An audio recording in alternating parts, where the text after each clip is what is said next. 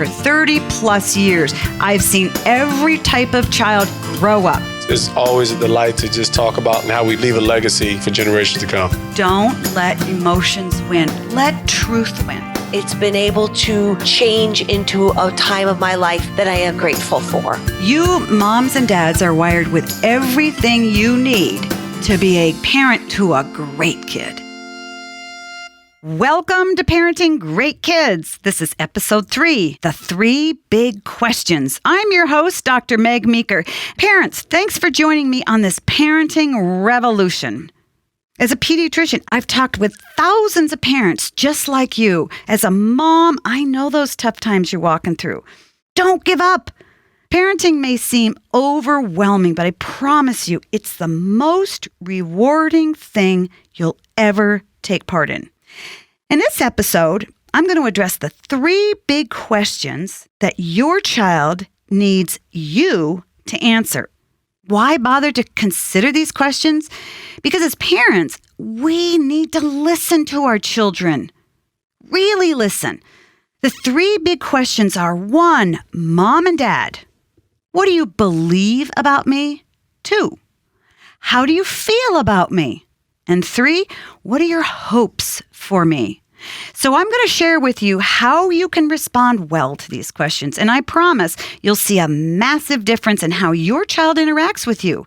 Also, I asked thousands of you what questions were burning on your heart that you're running into every single day.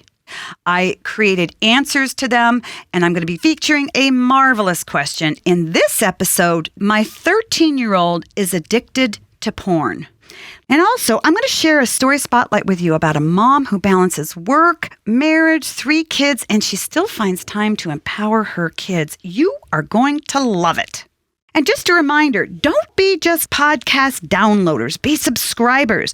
Click the subscribe button next to the title of this podcast and tell your family and friends to do the same.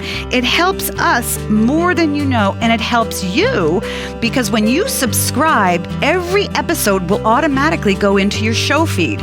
So thank you for listening to episode 3, the 3 big questions. I am honored to partner alongside every one of you parents, so stay with me.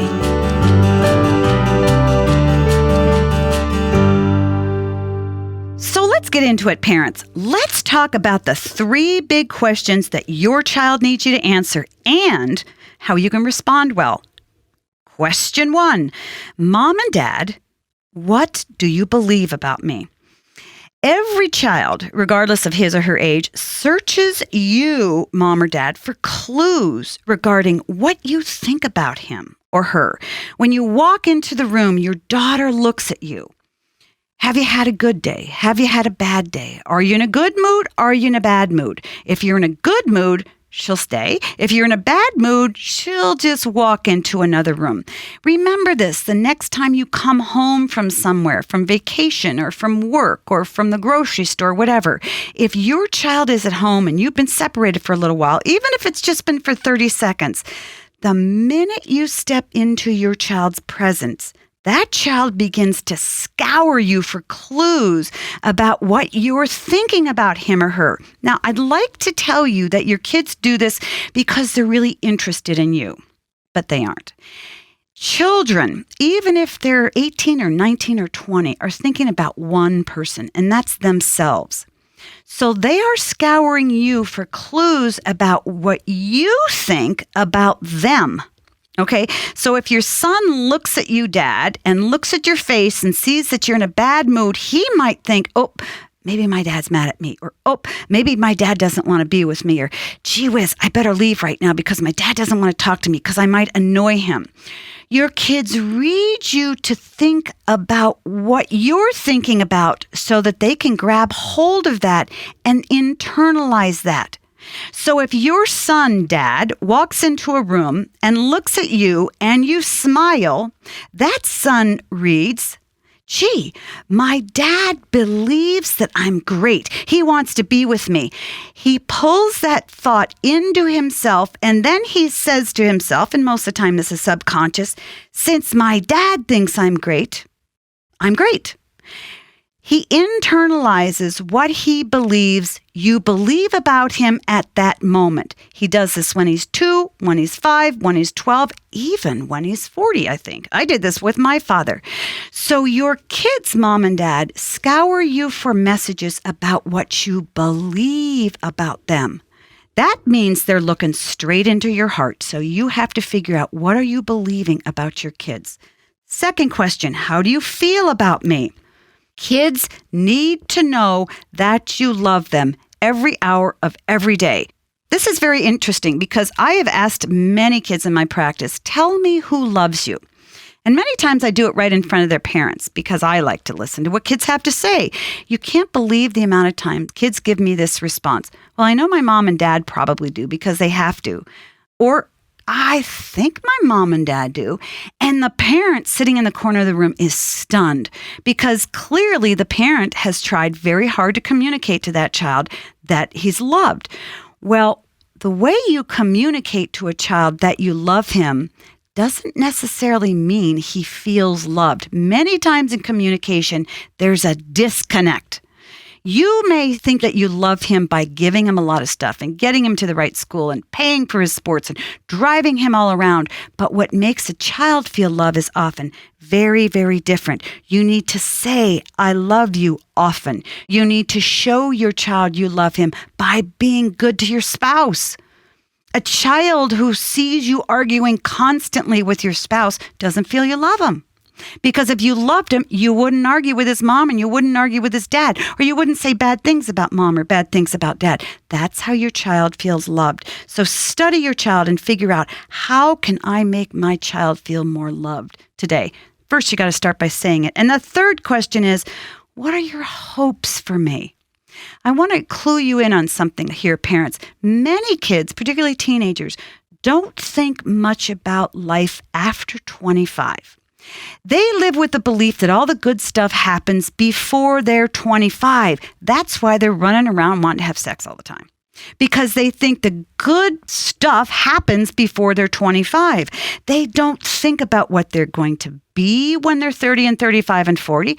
They don't think about where they're going to live. They're not thinking about getting married. They're not thinking about their job. They're not thinking about their children. And I've actually seen this. I've been in schools where life is so tenuous, they really don't believe they may live past 25. I can't talk to them about marriage because many are afraid they're not going to live long enough to get married. Kids are all about the here and now. So now that you know that, parents, you need to start talking to your kids about what you hope for them in the future. Not, I hope you grow up to make a whole lot of money one day. I hope you grow up to work on Wall Street. I hope you grow up to be this and do this. My hopes for you, son and daughter, are that you will grow up and have a wonderful life, that you will grow up learning through your teen years how to be honest, because being an adult who is honest is one of the most important character qualities you can have to make your life successful. I hope that you will learn how to love so that you can have a life filled with love when you're an adult.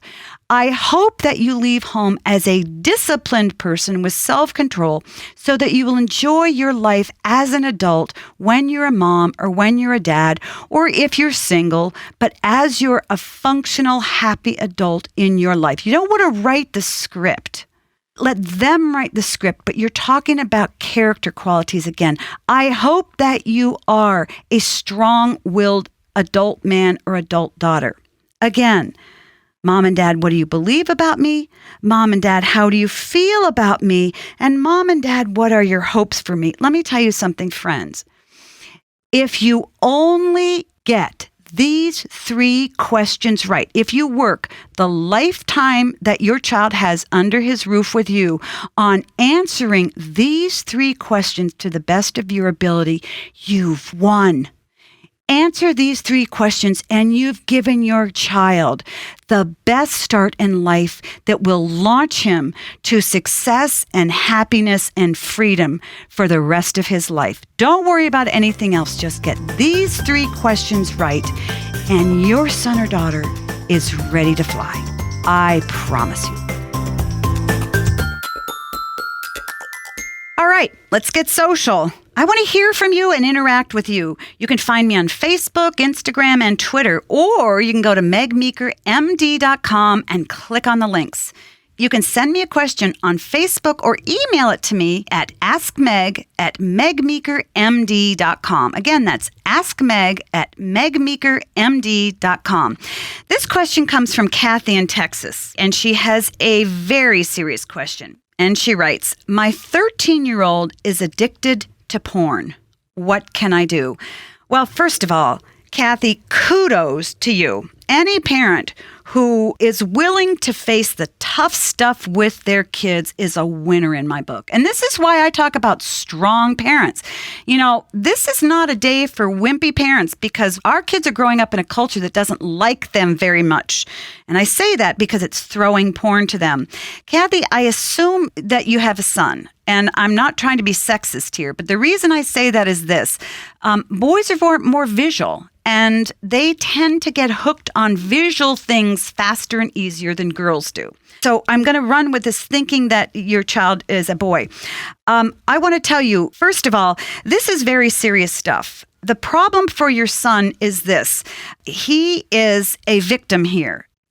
And as you begin to talk to your son, first of all, you need to thank him for telling you about the porn. If he didn't tell you about the porn, then you need to tell him, I am so glad I found out. Because what you want to establish right off the bat is you're on his team. He's not the enemy, he's the victim. It's the porn producers who are the jerks. They're the bad guys. He's not the bad guy. And you want to communicate to him that he's in a tough spot, but you are right there with him. And if you can, his dad's right there with him. And you're going to help him through a very serious problem. And you're going to help him because he does need to have the help. So first thing you want to do is applaud him for inviting you in. Second thing you need to do is let him know that you're on his team. Third thing you need to do is he's going to feel ashamed. And you need to address that. And you need to say, I know you're feeling shame because porn is shameful. You're not shameful. Porn is shameful. So I want you to understand you should not feel ashamed. As we walk through this, I want you to also be completely honest with me about everything that is going on. I want you to understand that porn has a strong hold over you. Because you're a normal boy. You're a healthy 13-year-old boy, and that's what pornography is intended to do. So this is serious. It has a strong hold over you. You can't break it alone. So that's why you need me, and you may need somebody else that we are going to have to contact to help us along here.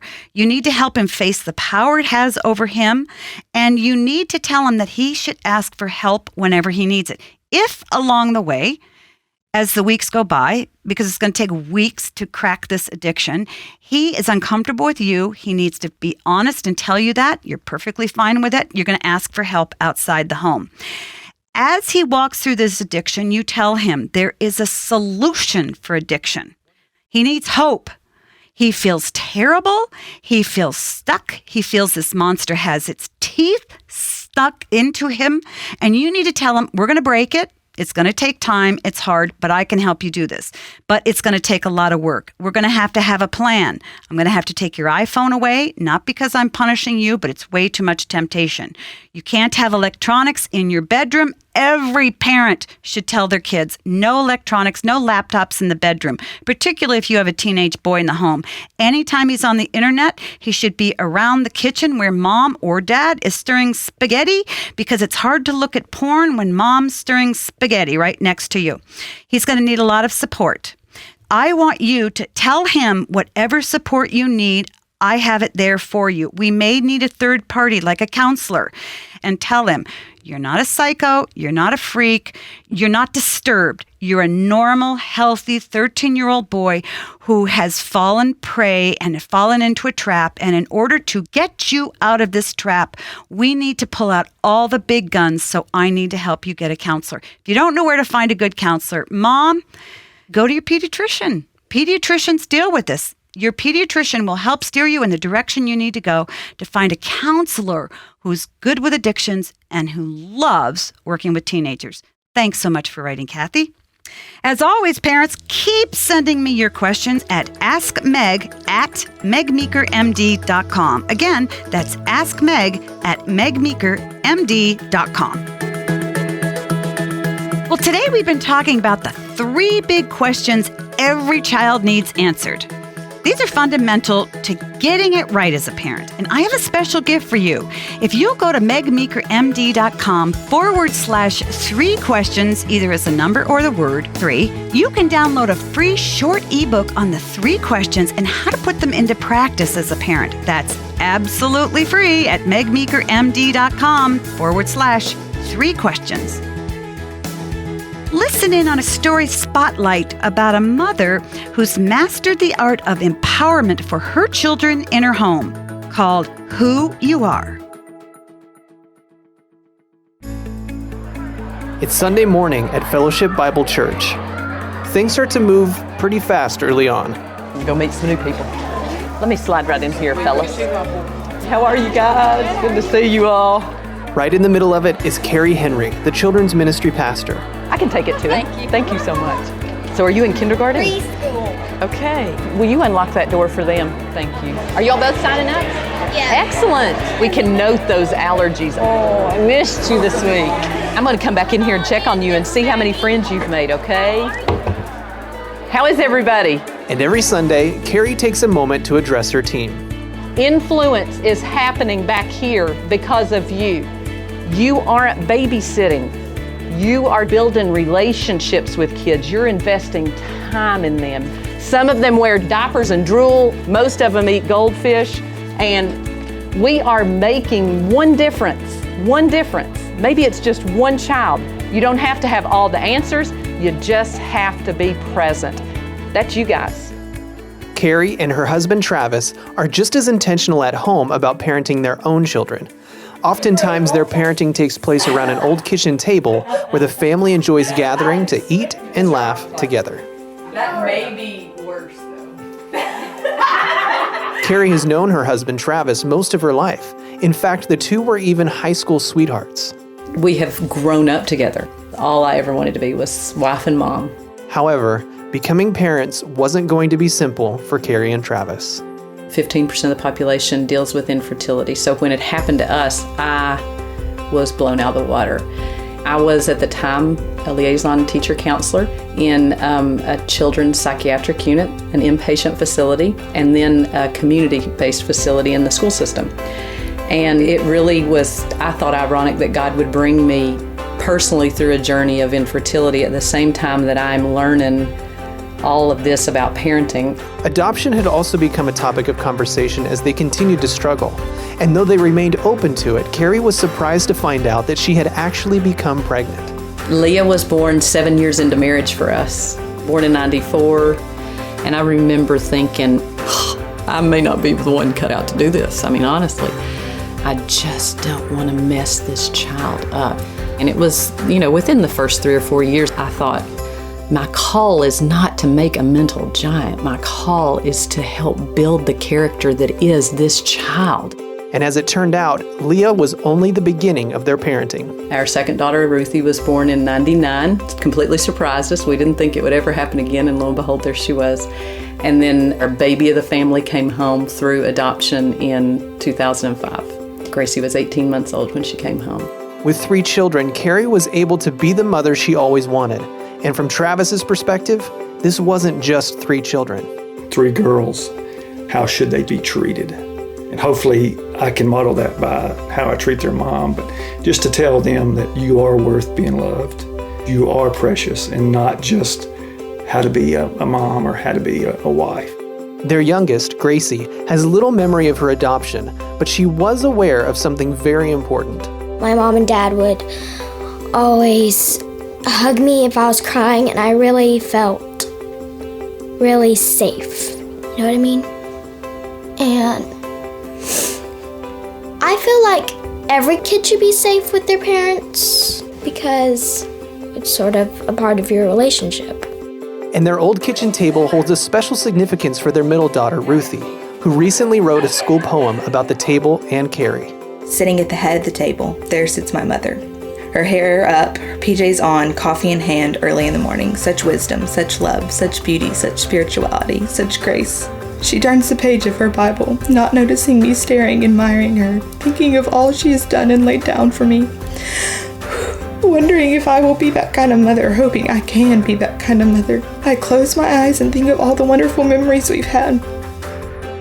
Their oldest daughter, Leah, now in college, was affected most by what her parents believe about her. They've always believed the best and always supported and loved me, and that was not based on what I did ever. It was always just who I was as a person.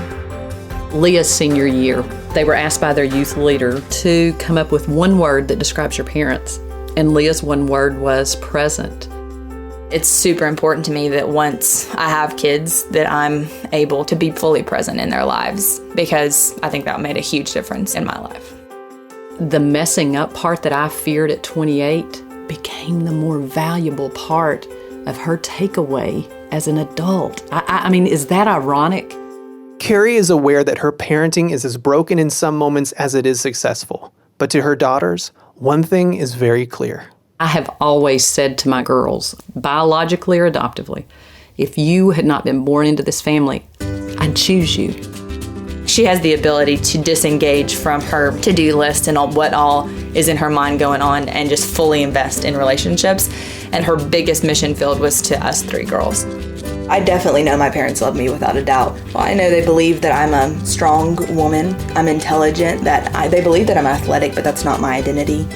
She's loving and caring, and it'd be awesome to be like my mom when I grow up. When I look at my girls, who they are is a piece of art that's still being done.